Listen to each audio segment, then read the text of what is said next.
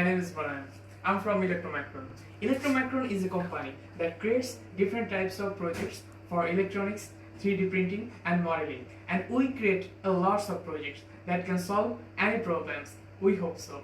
And this is our project for vending machine. It serves noodles, cooked noodles.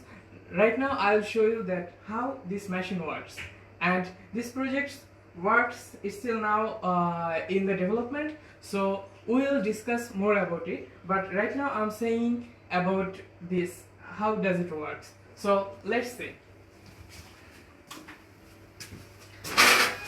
This position, it gives the plate, it has the vacuum, so it will take and it will give in this position, and in the end position that it will serve the food.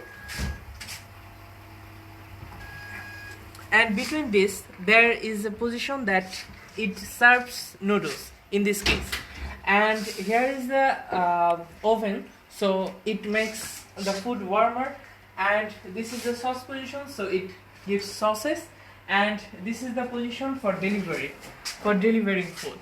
So it gives it gives food from here, and this is the project, and we are still now developing this project.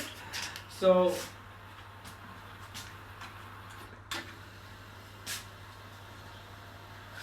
in this railroad it just moves, and